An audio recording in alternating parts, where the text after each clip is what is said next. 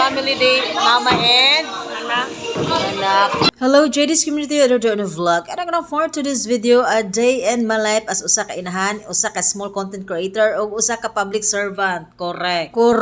So kaning adlaw JD's community family day ni Asher. So ang mama kinahanglan present. So ang among outfit of the day lavender kay mga kinder is lavender. So dapat sympathize ang inahan. Ug magpasalamat sa ta JD's community sa atong sponsor sa atong sanina nga gikan ni Mama Joby. Shout out mo Mamang Joby sa Qatar, no. So hopefully nga magpadala pa kag daghan nga mas ingon ani. Correct. So diri dapita JD's community nagsugod na gyud ang activity sa family day. So lingaw gid kay ang mga parents, no. Dili lang gyud ang bata nila nga pati ang mga inahan na lingaw. Correct. So after na JD's community ning adto mi sa classroom ni Asher kay murag magpahangin ta rin dapita kay murag gikapoy na pugog tindog. Dayon kung nakita nyo diri ang mga parents ka prepare sa mga prizes para sa mga bata. Perti ka kugihan jud ang mga parents aning sakop ni Teacher Irene. Dayon diri dapita guys na busy jud si Teacher Irene pag prepare sa aning karaoke namo kay mag-karaoke lagud ang mga parents para malingaw pud in town. Thank you so much Teacher I. Ug diri dapita JD's community nag-abot ang ang best friends si Jai ug si Asher kay kanong classmate gid sila sa kinder 1 hangtod nag kinder 2 sila. One heart gid sila duha. Napay pasaysayon na hibalaan. Syempre nadapita i-shout out po nato ang team JD's community diri.